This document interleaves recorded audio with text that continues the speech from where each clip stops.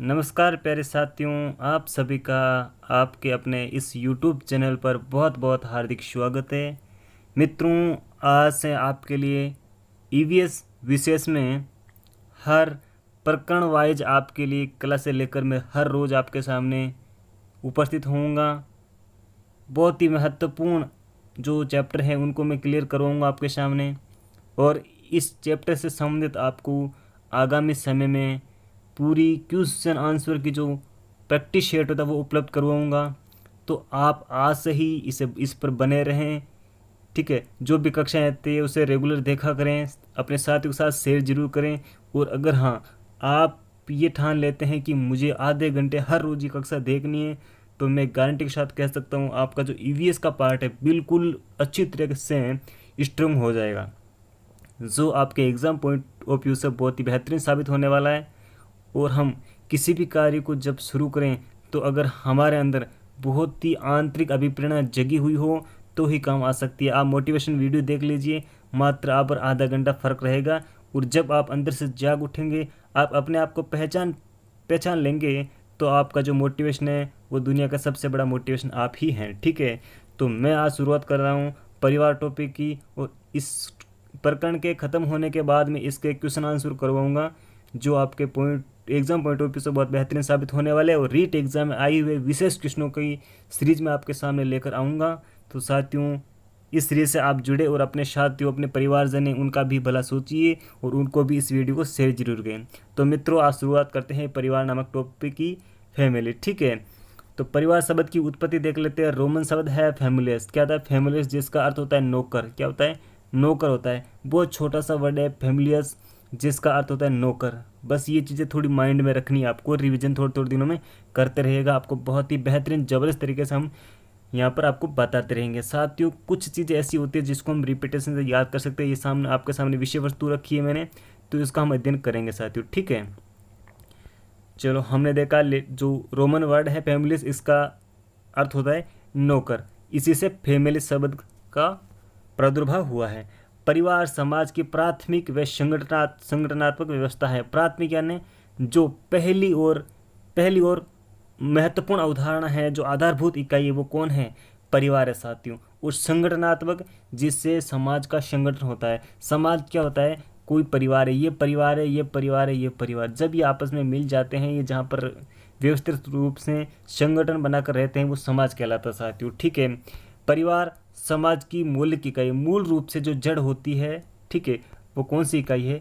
तो समाज परिवार की, है ना। परिवार समाज की क्या है? मौलिक इकाई साथियों। ठीक है, हम बात करते हैं कुछ और इम्पोर्टेंट फैक्ट। आपके सामने इस प्रकार से चीज़ें रखूँगा कि आपको नहीं तो ज़्यादा बर्डन लगेगा, और हम एक वर्ड के आधार पर उस चीज़ को समझने की पूरी कोशिश करेंगे। और यही छोटी छोटी चीज़ें होती है जो हमारे अंदर बोध विकसित करती है, हम अधिगम कर पाते हैं, और एग्ज़ाम के अंदर हमें क्या चीज़ समझनी होती है वो इन ही लाइनों से पूछता है हमें। ठीक है, तो परिवार व्यक्ति को आर्थिक सामाजिक सुरक्षा प्रदान करता है। यह संतानी व्यवस्था है। परिवार आर्थिक व सामाजिक सुरक्षा प्रदान करता है। व्यक्ति समाज में रहता है, अपना जीवन यापन करता है, उसी के साथ उसे धन की भी आवश्यकता होती है। अपनी हर एक आवश्यकता की पूर्ति के लिए उसे अर्थ यानी धन की आवश्यकता होती है। तो आर्थिक रूप से और सामाजिक रूप से, है ना, व्यक्ति की जितनी भी आवश्यकता होती है वो समाज में अपने आप को जिस जिस प्रकार से रिप्रेजेंट कर पाता है, तो उसकी सारी सुरक्षाएं कौन करता है? परिवार ही करता है। यह संतानी व्यवस्था है। क्या? संतानी। तो परिवार को अगर माना जाए तो परिवार, क्या आप ये मान लो कि यहाँ पर कोई पुरुष है, ठीक है, ये कोई पुरुष है, और ये फिर कोई लेडी उसकी पत्नी है, तो ये दो रहते हैं, ये परिवार नहीं साथियों। ये ओनली फॉर अपना जीवन यापन कर रहा है, ये कोई परिवार नहीं है। ठीक है, शादी होने के बाद एक युगल जब साथ में रहता है तो वो परिवार नहीं होता है।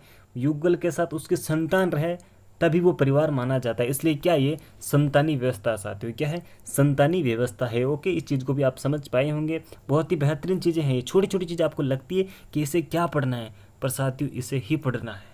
ठीक है, प्रत्येक परिवार के विशिष्ट आचार विचार नियम होते हैं।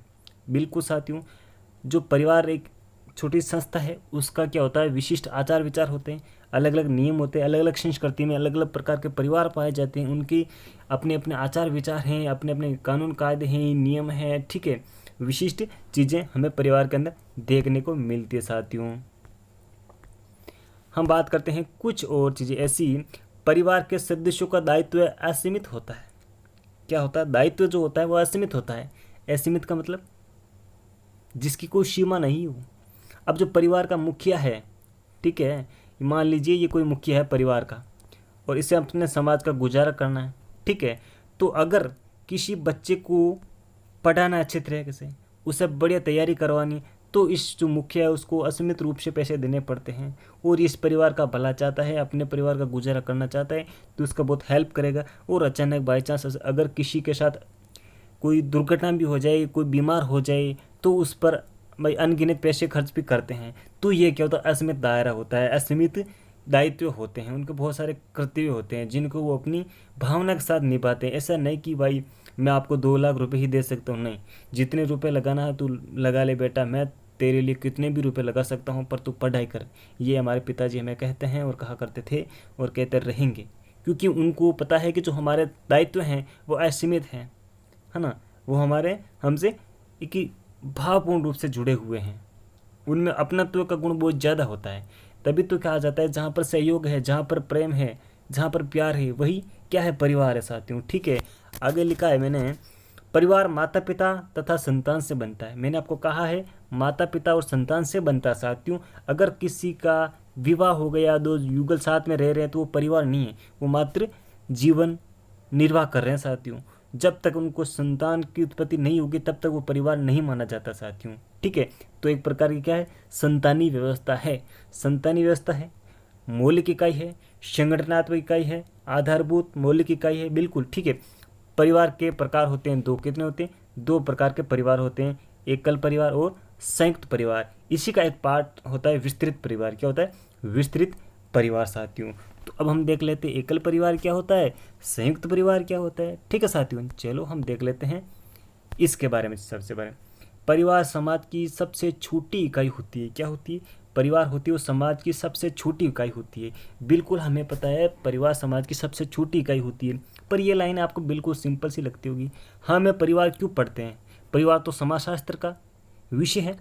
फिर भी बालक का जो विकास होता है साथियों वो किस में होता है, भाई परिवार से ही शुरू होता है, ठीक है। बालक LSRW जो भाषा कौशल होते हैं उसका विशेष प्रशिक्षण कहाँ लेता है, परिवार में ही लेता है साथियों।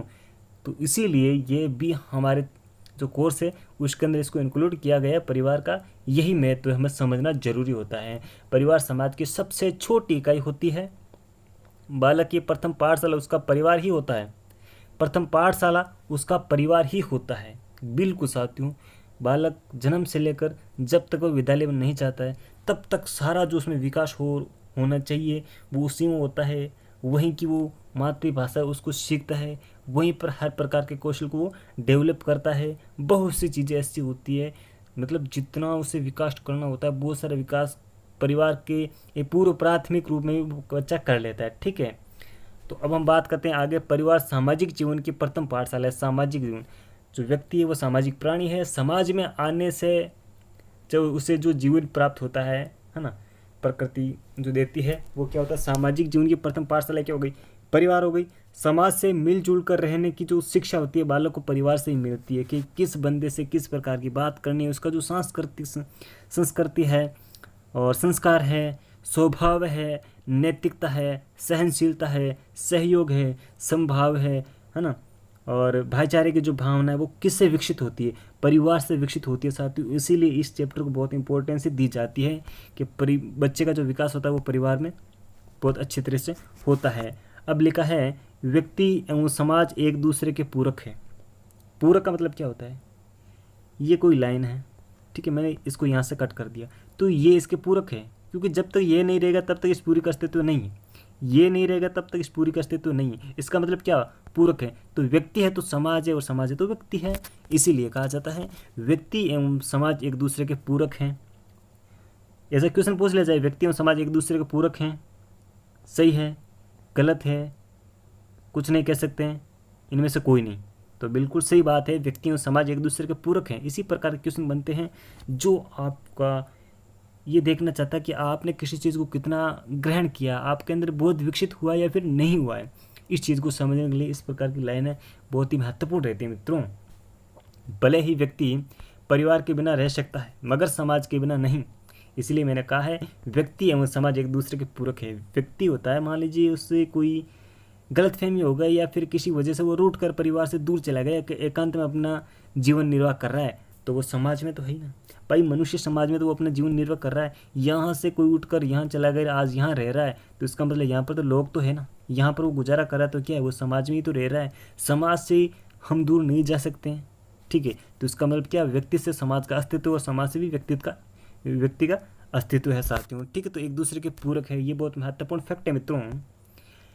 एकल परिवार क्या होता है, संयुक्त परिवार क्या होता है, हम इसके बारे में विस्तृत चर्चा अब शुरू करते हैं। और आपसे रिक्वेस्ट ये रहेगी, आप हमारे चैनल को सब्सक्राइब करें साथियों, अपने मित्रों के साथ, अपने भाई बहन के साथ आप इसे शेयर करें, तो हमें भी बहुत खुशी होगी मित्रों, और आपको बहुत बेहतरीन चीज़ें मिलती जाएगी। एकल परिवार होता है माता पिता और संतान।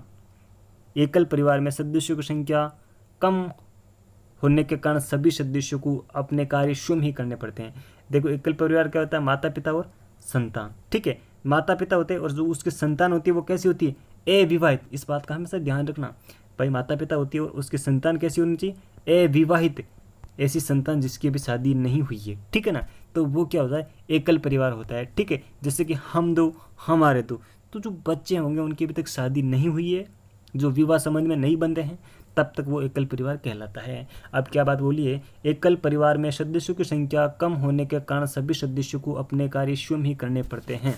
क्या होता है, जो एकल परिवार होता है उसमें सदस्यों की संख्या कम होती है, लगभग 4 से 5 होती है, बस इतनी होती है, ठीक है।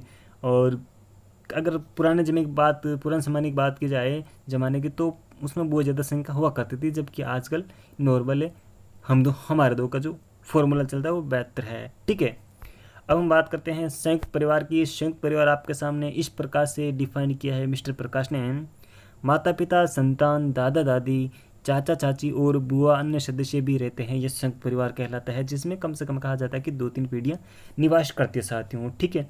एक तो जैसे कि ये हम, ठीक है, ये हमारे माता पिता जी, ये हमारे दादा दादी है, और हमारी बुआ वगैरह और चाचा चाची, है ना, ये सभी साथ में रहते हैं। तो इनमें क्या होता है, बच्चे का जो विकास होता है वो बहुत ही अच्छा होता है, इनमें सहयोग की भावना रहती है। बच्चा हर एक प्रकार के व्यक्तित्व वाले इंसान से मिलता जुलता है, उसका संज्ञानात्मक विकास है, हर प्रकार से उसका गामक विकास है, बहुत ही बेहतरीन तरीके से होता है, क्योंकि बच्चे की जो देखभाल होती है वो अच्छी तरीके से हो पाती है।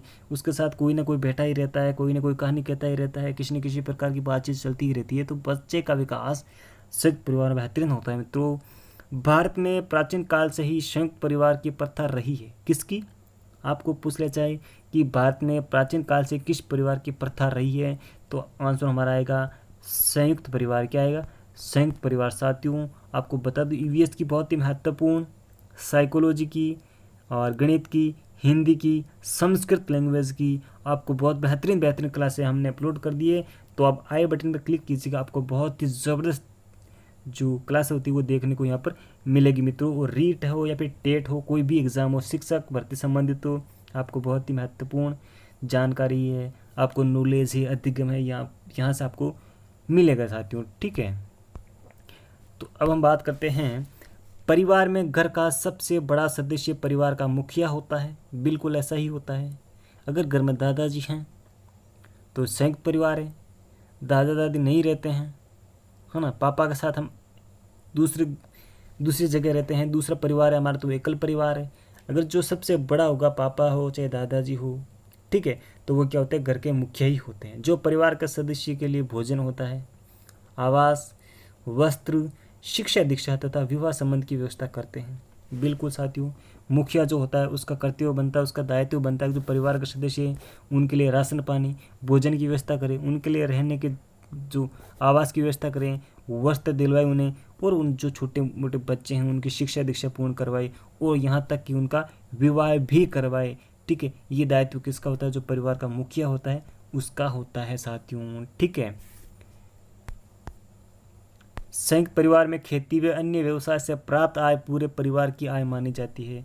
जो संयुक्त परिवार होता है, ठीक है, उसमें लगभग 2-3 पीढ़ियाँ रहती है, दादा दादी रहती हैं, है ना, ताऊ ताई रहती है, चाचा चाची रहते हैं, मम्मी पापा रहते हैं, ठीक है, और बुआ रहते हैं, छोटे मोटे भाई बहन सभी रहते हैं। तो क्या हुआ, लगभग इसके अंदर कितने सदस्य कहा जाए तो 20 से 25 लेकर हो सकते हैं, 15-20 तो हो सकते हैं। तो जो परिवार होता है वो खेती करता है या फिर अन्य कोई छोटा कुटीर उद्योग है उनके, तो उनकी जो व्यवसाय की आय होगी वो पूरे परिवार की आय मानी जाएगी। ऐसा नहीं कि भाई ताऊ जी है वहाँ पर अकेले तो ताऊ जी की है, काका जी है तो काका जी की, नहीं, उन सारे परिवार की आय, उन सभी सदस्यों की आय को मिलाकर ही मानी जाती है कि संयुक्त परिवार की आय इतनी हुई है मित्रों। ठीक है, तो बहुत ही शानदार फैक्ट है, इसको आप थोड़ा सा दिल दिमाग में समझ कर सोच कर रखना। बहुत ही ज़बरदस्त चीज़ें होती हैं, इन्हीं से क्वेश्चन बनते हैं और यही चीज़ें कन्फ्यूज कर देती हैं। एक्चुअली होता यूँ है कि बच्चे सोच लेते कि परिवार को क्या पढ़ना है, परिवार तो हमने पढ़ रखा है, पर पढ़ रखा नहीं है, हमने उसको कितनी बार पढ़ा है, रिवाज कितना किया है, हमें उसका ज्ञान, उसका नॉलेज, उसका बोध कितना हुआ, ये बहुत इंपॉर्टेंट होती है मित्रों। ठीक है, बात करते हैं कुछ और। संयुक्त परिवार में बच्चे बड़ों का सम्मान करना तथा उनकी आज्ञा का पालन करना, अनुशासन में रहना, आपस में एक दूसरे का सहयोग करने का गुण सीखते हैं। मैंने कहा था आपको, जो बच्चे होते हैं उनका सबसे शानदार विकास संयुक्त परिवार में ही माना जाता है।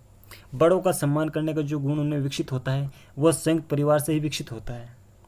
उनकी आज्ञा का पालन करना है, अनुशासन में रहना है, अपनों से जो बड़े हैं उनका आदर करना है, छोटों को प्यार देना है, किस प्रकार से छोटे बच्चों से बात करनी है, बड़ों से किस प्रकार से बात कही जाती है, करी जाती है, उनकी बात को किस प्रकार से सुना जाता है, उनके व्यवहार को उनका व्यवहार के उनके व्यवहार का जो अनुकरण होता है उसको अनुकरण को करके बच्चे जो अपने व्यवहार में परिवर्तन लाते हैं वो अधिगम होता है, आपको पता है, उसको बच्चे सीखते हैं। ठीक है, और आपस में एक दूसरे का सहयोग करने का जो गुण विकसित होता है वो संयुक्त परिवार से ही बच्चों में बहुत ही बेहतरीन ढंग से आता है मित्रों। ठीक है, कैसे? क्योंकि उस परिवार में क्या होते हैं, बहुत से छोटे मोटे बच्चे होते हैं। ठीक है, अब जो एकल परिवार है उसमें कम से कम 2-3 बच्चे रहेंगे तो आपस में क्या खेलेंगे, कुछ मजा नहीं आएगा। जब संयुक्त परिवार होगा तो कम से कम उनके साथ 10-12 बच्चे होंगे तो आसानी से वो अपने साथ खेलेंगे, अपने भाई बहन है उनके साथ प्यार प्रेम से रहेंगे, एक दूसरे का बहुत सहयोग करेंगे, है ना। तो उसमें एक मतलब भाईचारे की भावना उसमें विकसित होती है बच्चे में, और एक दूसरे के प्रति प्यार तो है ही है, अनुशासन रहता है ना, बड़ों की आज्ञा के पालन मानता है वो। ठीक है, तो उसमें क्या होता है, नैतिकता का भी विकास बहुत ज़्यादा होता है मित्रों। ठीक है, परिवार में बीमार हो, कोई बच्चा हो, वृद्ध हो, है ना, उनका क्या होता है, शारीरिक व मानसिक रूप से सदस्यों की देखभाल अच्छी तरीके से की जाती है।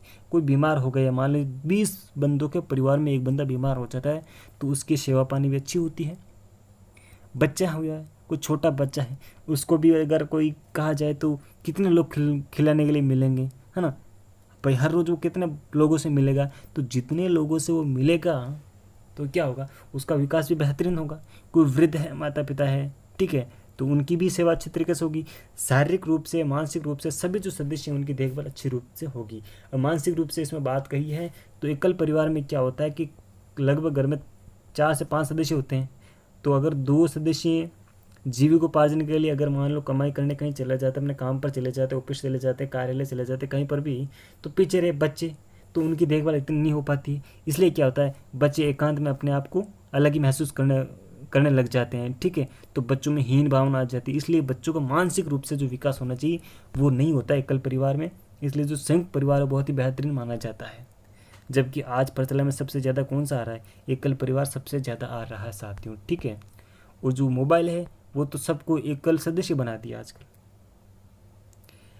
वर्तमान में नौकरी व्यवसाय के लिए प्रवास करने तथा स्वतंत्र रहने की इच्छा के कारण संयुक्त परिवार की प्रथा समाप्त होने लगी है। देखो, वर्तमान में नौकरी व्यवसाय, नौकरी करना कहीं पर जाकर अपने परिवार को साथ में ले जाना, है ना, इस कारण से क्या हुआ, जो संयुक्त परिवार होते हैं उसकी प्रथा का प्रचलन बहुत कम हो गया है। हर एक बंदा अलग रहना चाहता है, तो एकल परिवार का निर्माण बहुत ज़्यादा होता जा रहा है। स्वतंत्र रहने की इच्छा है, कहा जाए कि 20 बंदों के लफड़े में कौन पड़े जब 4 बंदे हमारे साथ रहें, तो इस प्रकार की थिंकिंग आने लगी है। इस वजह से संयुक्त परिवार की जो प्रथा है वो धीरे धीरे टूटने लगी है और लोगों में प्यार प्रेम की भावना कम होने लगी है। ठीक है, तो इस वजह से क्या हुआ, एकल परिवार बहुत ज़्यादा बनते चले जा रहे हैं और संयुक्त परिवार की जो प्रथा है वो कहीं ना कहीं लुप्त होती जा रही है। अगर हम कहें तो आदिवासी एरिया हो, है ना, तो उनमें या फिर कोई जनजाति हो, वहाँ पर ये चीज़ें देखने को भी तो मिल सकती है। और वैसे कि व्यवसाय जो बड़े बड़े व्यापारी होती हैं उनके जो परिवार होता है ना, उनमें अक्सर ये पाया जाता है कि उनमें कैसा परिवार होता है, संयुक्त परिवार ही होता है मित्रों। ठीक है, चलो हम बात करते हैं कुछ और। परिवार में आपसे समझ व सहयोग की भावना का होना अत्यावश्यक है।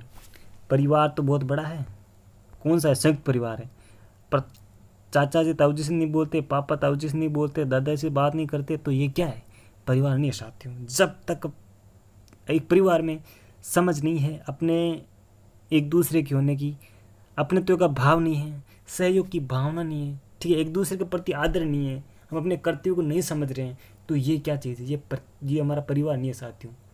ये तो एक दुख का घड़ा होगा जिसमें सारे दुख मिल गए। नहीं, ऐसा नहीं करना है। अगर सहयोग से रहते हैं, प्यार प्रेम की भाषा समझते हैं, अपनेत्व की भावना रखते हैं, तभी वो प्यार प्रेम है, तभी तक वो परिवार है साथियों।